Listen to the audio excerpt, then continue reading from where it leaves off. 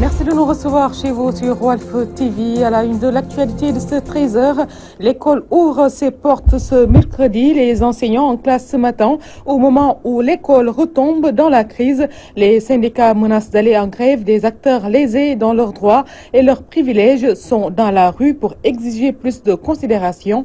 À suivre dans ce journal le commentaire de Elhadji Ousmane Sène. Et les élèves maîtres dans l'attente douloureuse de l'intégration dans la fonction publique ont repris le combat. Ils étaient en sit-in ce matin devant l'IA de Dakar. Sur l'international, nous irons à RDC, au Tchad et en Syrie, où la Russie accuse la coalition occidentale de provocation sanglante. À suivre l'actualité sportive et la revue de la presse qui bouclera d'ailleurs cette édition qui démarre à l'instant. Bonjour et bienvenue à toutes et à tous.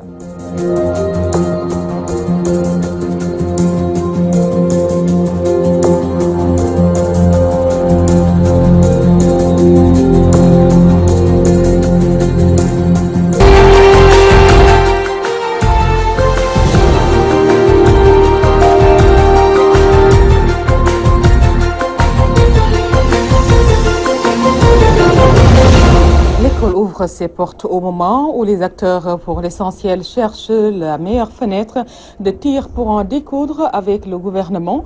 Les syndicalistes dans une menace persistante de grève pour leurs indemnités.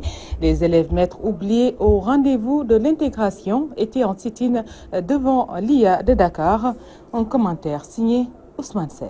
Les enseignants en classe, l'école sénégalaise dans une haute tourmente d'impréparation. La rentrée dans certains établissements pourrait se résumer en une table ronde sous l'arbre, pour ne pas dire palabre, en face des classes colonisées pour l'essentiel par les eaux de pluie et les hautes herbes. L'arbre qui cache la forêt de problèmes qui minent l'éducation au Sénégal. Le non-respect des engagements pris par le gouvernement a remis au front les syndicats d'enseignants qui ont fini leur plan de guerre pour 2018. Et le commando d'action ne se limitera pas aux seuls syndicats qui pourraient avoir en renfort les élèves maîtres qui se considèrent aujourd'hui comme les damnés du système. Le décret de leur intégration retourné à la case départ après le changement survenu au ministère du Travail sonne comme un bémol à leur ascension sociale au point mort depuis 2013. Les nombreux collectifs, tous protestants de l'école, se sont fait une religion sur les promesses de l'État du Sénégal qui souvent décolle en force avant de retomber dans l'oubli. La mauvaise volonté de certains acteurs et tout ce qu'on peut aujourd'hui compter comme incohérence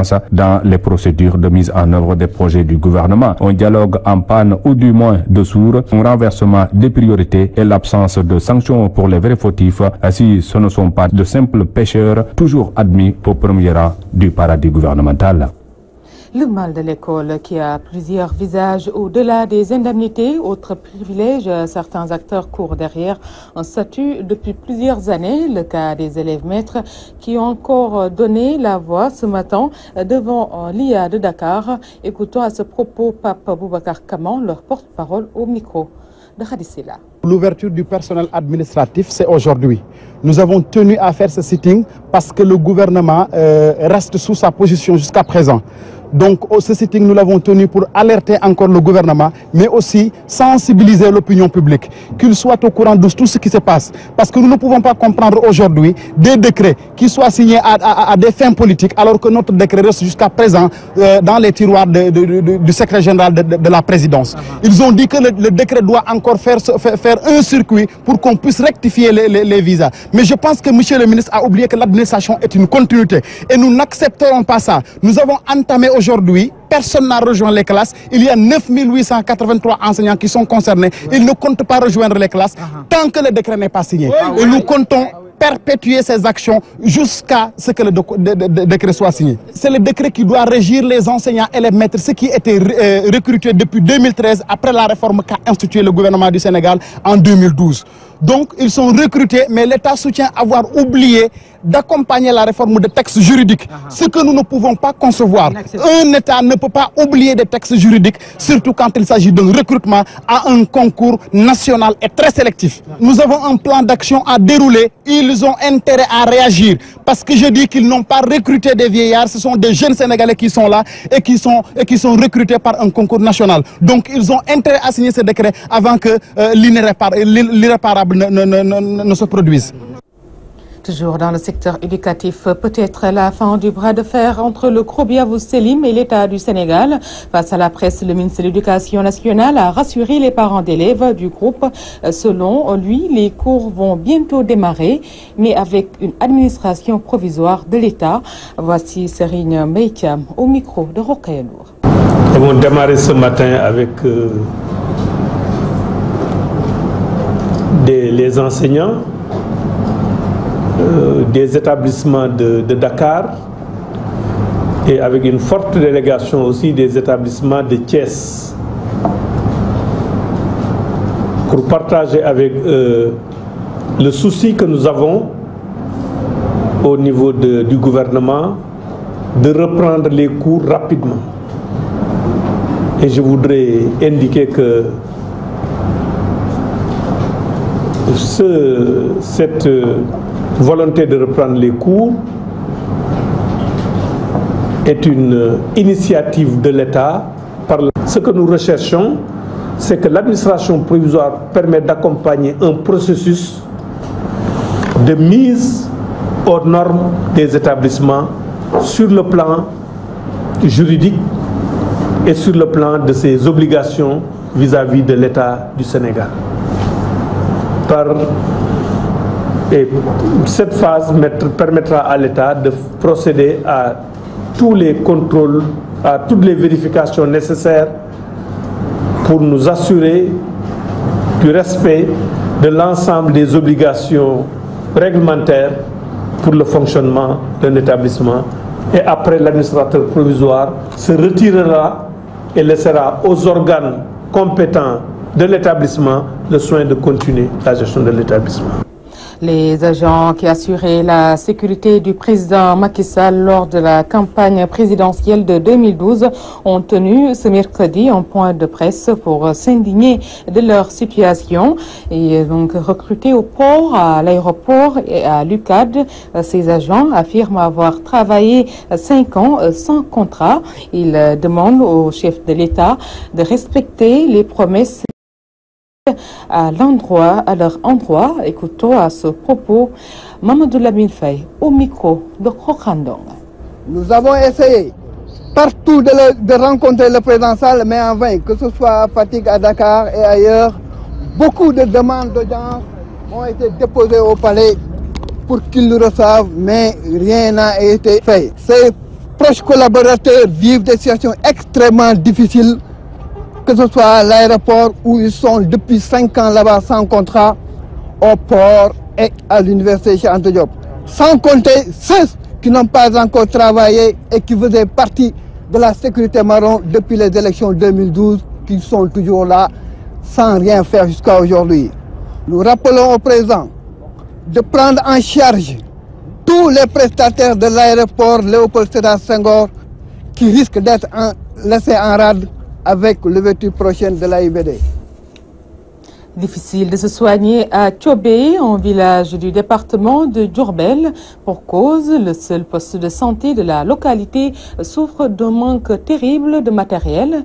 La cérémonie de remise d'une ambulance offerte par les ressortissants du village a servi de tribune pour interpeller les autorités. Suivons ce compte rendu de Mamadou Maktarsa.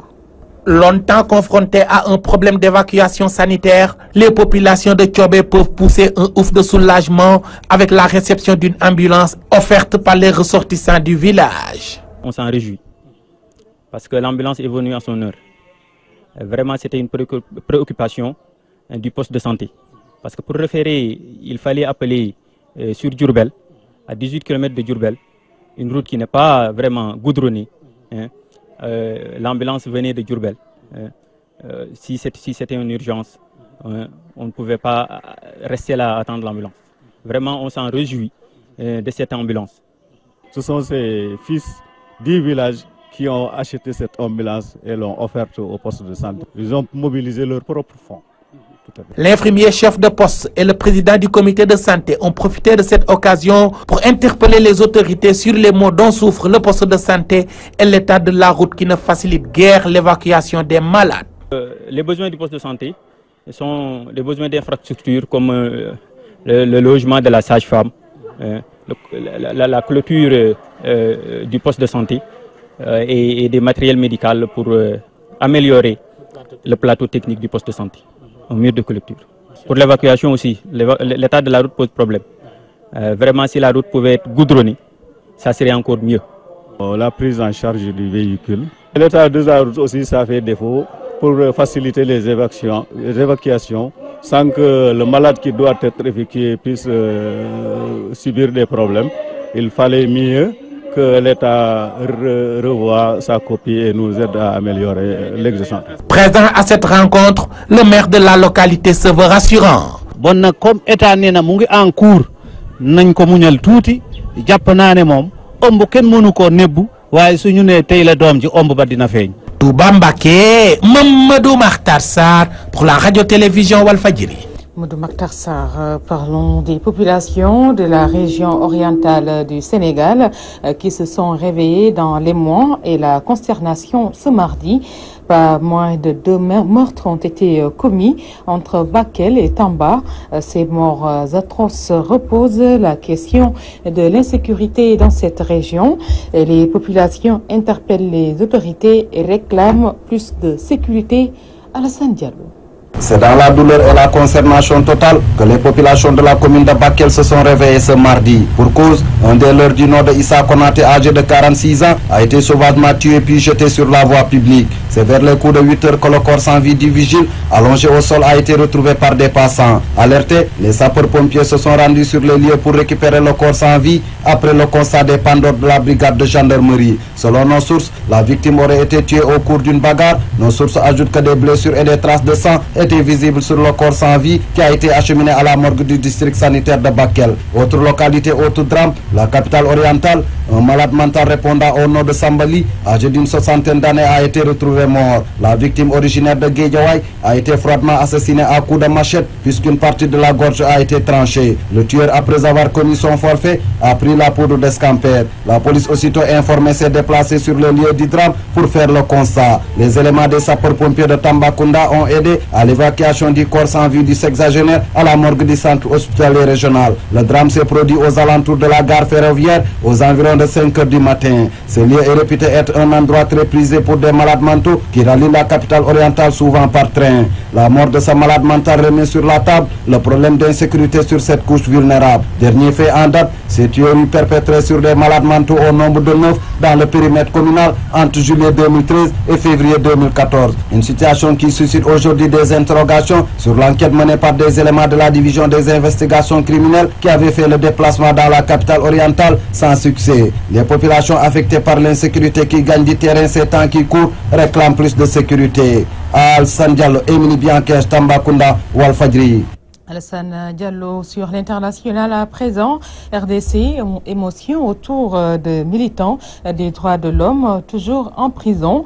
Puis Tchad, une 60aine de stations, services non conformes voués à la destruction. En Syrie, la Russie accuse la coalition occidentale de provocation sanglante. Suivons cette synthèse de Mamoudia Bigassama.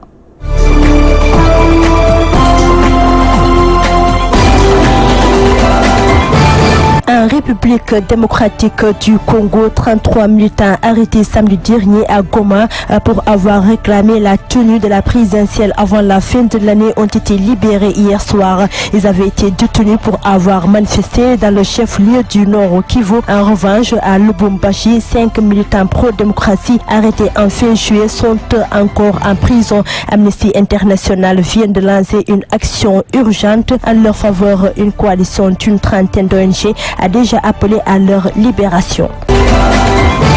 L'autorité de régulation du secteur pétrolier aval du Tchad a mené ce mardi une opération coup de poing. Depuis la mi-juillet, plusieurs dizaines de stations-service sont en cours de démolition pour non-conformité. Hier, les bulldozers ont sévi dans une partie de la capitale Djamena. Les stations-service qui ne répondent pas aux normes de sécurité sont démolies à partir de ce mardi 3 octobre et ce jusqu'au week-end. Au grand soulagement des voisins qui redoutent en permanence le déclenchement d'un incendie. Pour certains gérants de stations, la mesure est allée trop vite et de façon dictatoriale. Mais pour le ministre du pétrole, le gouvernement qui a trop attendu sera désormais sans pitié.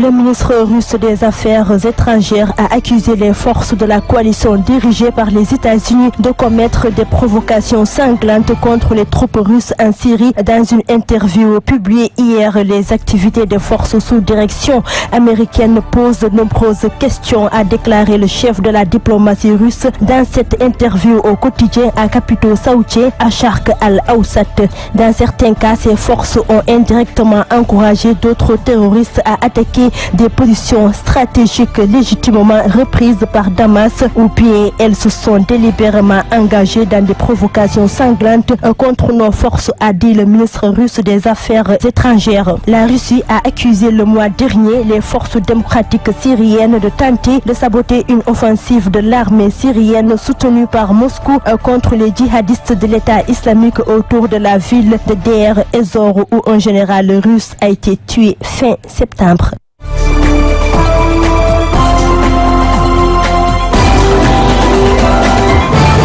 Merci.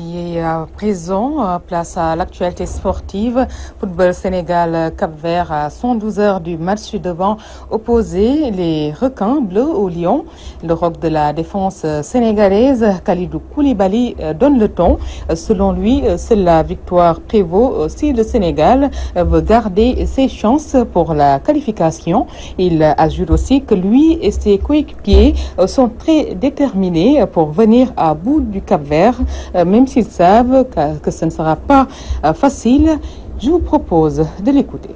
On prépare bien ce match.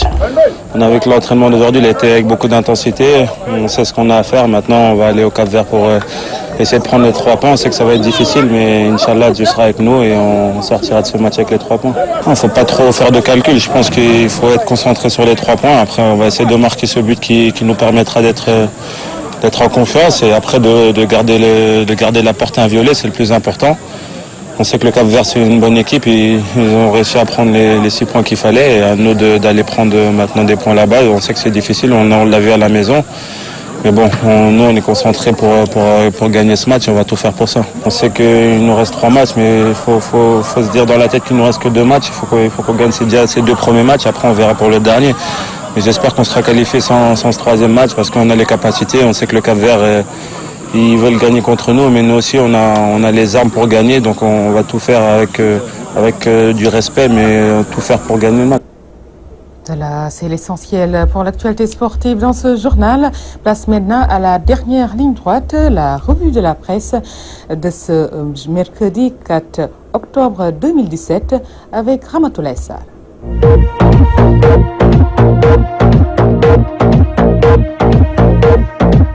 Bonjour. Alliance pour la République, comment Macky recycle sa société civile, renseigne Walf Quotidien, qui indique que le chef de l'État excelle dans l'art de détourner des hommes de leur vocation originelle. Il a réussi à transformer les acteurs de la société en de fervents militants apéristes. La preuve, après Sidiki Kaba, Ismaël Madior Fall se jette à l'eau. L'ancien président de la Fédération internationale des droits de l'homme a troqué son costume de défenseur des droits de l'homme contre celui marron beige de la paire en achetant la carte du parti présidentiel. Ainsi, après Sidiki Kaba, le chef de l'État, chef de la paire, poursuivent mes confrères, cherche vaille que vaille à transformer Ismaël Madior Fall, le successeur de Sidiki Kaba, au département de la justice en militant de l'Alliance pour la République. Et ce dernier, qui était jusque-là son ministre conseiller juridique, vient de franchir le pas. Il s'est jeté à l'eau samedi dernier au cours d'une visite de courtoisie et de prise de contact effectuée auprès des différents responsables politiques de la paire ou soutenants du président de la République dans la ville de Rufisque. Le ministre de la Justice, en sapeur-pompier, s'est rendu dans la vieille ville justement pour un rapprochement des différents responsables de la paire et de Benno, victimes de querelles de tendance, explique Zoom Info, qui stipule que l'unité dans les rangs de la paire souffre depuis un bon moment dans ce département. Une visite qui entre également dans le cadre de la réélection du président Macky Sall en 2019. À Rufisque, Ismaël Madior Fall s'est rendu chez Badara Mamayasen, un allié de la coalition Benno Bokk Yakaar. Il s'est également rendu chez le doyen Abdourahmane Seck Di Omer, beau-père du président Macky Macky Sall qui leur ont tous deux promis de soutenir le chef de l'État. Ce fils de Rufisque ne s'arrêtera pas là parce que concernant l'affaire Khalifa Sall, Ismaël Madior Fall s'en est mêlé, informe Enquête. En marge de l'atelier de renforcement de capacité des défenseurs des droits humains, il a tenu à faire une mise au point à l'endroit de ceux qui soutiennent que Khalifa Sall est victime d'une détention arbitraire. Il leur dira que le détenu est un citoyen comme tous les autres Sénégalais. L'essentiel est que cela se fasse dans le respect des règles qui régissent l'état de droit. Il n'y a aucune ambiguïté, aucun risque que ces droits ne soient pas respectés, rassure le professeur de droit constitutionnel. À côté de lui, son homologue ministre de l'Intérieur, Aly Ngouille Ndiaye, relance le dialogue dans Sud Quotidien qui souligne que 266 partis politiques sont convoqués. En procédant à la visite des services relevant de son département hier, renseignent mes confrères, pour prendre contact, il a annoncé le démarrage du dialogue politique courant octobre. À ce titre, des convocations seront envoyées très rapidement à l'ensemble des 266 partis légalement constitués. Si tout le monde est d'accord, nous tournerons cette page du contentieux électoral et nous consacrer à la sécurité, indique le patron de l'Intérieur qui invite cependant les acteurs politiques qui dénoncent sa coloration politique d'attendre de le voir à l'œuvre pour le juger. La carotte et le bâton d'Ali rebondit l'évidence sur le dialogue politique. Mes confrères font noter que le ministre de l'Intérieur se dit prêt à entamer le dialogue avec l'opposition. La mouvance présidentielle, la société civile et l'opposition vont se rencontrer pour discuter sur le fichier électoral. En parlant de l'opposition justement, 24 heures rapporte qu'elle dépoussière les assises nationales dans le cadre d'un plaidoyer pour une autorité de régulation de la démocratie. Mamadou Lamine Diallo du mouvement Teki renseigne que tous les acteurs politiques sont convaincus que la Sénat a fait son temps. Elle coûte cher et ne fait rien. C'est le moment de revisiter la proposition du professeur Amadou Mokhtar Mbow, raison pour laquelle il soutient avec ses camarades interpellés directement le Parti socialiste, la LD et le PIT. Arrêtons-nous justement sur le PIT. Dans l'AS, nos confrères nous informent qu'il est dans un profond malaise suite à la substitution de Sambassi par Mansour Sy dans le gouvernement. Cette décision de remplacer Mansour Sy par Sambassi dans le gouvernement n'a jamais été prise dans le parti. Martel Ahmad Kamara, secrétaire général adjoint du PIT, chargé de l'organisation et des élections. Il souligne d'ailleurs que le congrès de Thiès en 2010 avait fortement recommandé de ne plus envoyer le secrétaire général au gouvernement. Ahmad Kamara explique que Sambassi a consulté les 19 membres du secrétariat du comité central pour leur faire comprendre que le président de la République l'a saisi pour donner le nom de celui qui va occuper le seul poste destiné au PIT dans le gouvernement. Mais selon lui, Sambassi a ajouté qu'au terme de ces consultations, la majorité s'est prononcée en sa faveur et c'est de la sorte qu'il a donné son nom au président de la République. Je conteste car il n'y a aucune preuve matérielle de ces allégations. Je suis convaincu que c'est la minorité qui s'est prononcée pour lui. Tonne Ahmad Kamara, le secrétaire général adjoint du PIT, lequel parti se voit à son tour secoué par un malaise suite à la LD qui dénonçait pareille affaire dans la nomination de Khoudiambay. Des nominations des différents chefs d'État de Diouf à Macky qui portent préjudice à certains partis alliés, note Ahmad Kamara. Pendant que Marième Faye donne une leçon aux politiques, affiche Dakar Times, ce qui fait allusion à la visite de la première dame chez Maître Wade où elle a été éconduite, n'empêche de s'interroger le journal. Pourquoi devrions-nous avoir le complexe de saluer à sa juste valeur le geste noble de Marième Faye qui, avec son époux, le président de la République et leur famille, ont déménagé. Macky déserte le palais pour Mermoz, renseigne les Échos qui livrent qu'il loge dans sa cossu village de Fenêtre Mermoz à cause des travaux qui sont effectués au palais. Parlons à présent éducation avec Vox Populi. Le journal qui affiche la rentrée des classes l'assimile au casse-tête des parents d'élèves dont beaucoup parmi eux peinent à prendre en charge leurs enfants pour la rentrée. Le quotidien, dans le même sillage, rebondit sur l'affaire Yao Selim et plaque statu quo parce que la dite école a rejeté l'administration provisoire pendant qu'Aly Ngouille Ndiaye, le ministre de l'Intérieur, indique que rien ne justifie que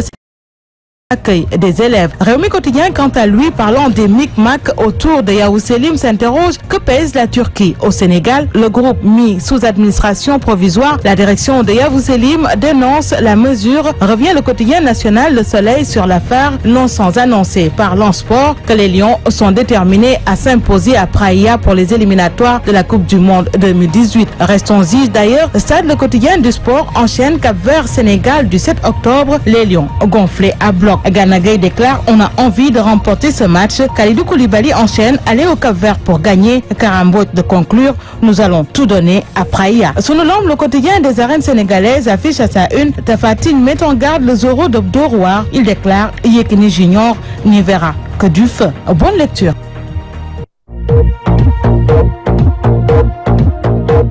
Sarr, merci, c'est la fin de ce journal. Un grand merci à Diaratou Penda Diallo Gueye et à El Hadj Ousmane Sène. Retrouvez d'autres infos en Wolof à 14h avec Fatoumata Seydir. Un grand merci à vous, chers téléspectateurs, de l'avoir suivi. Nous vous souhaitons de passer un bon après-midi.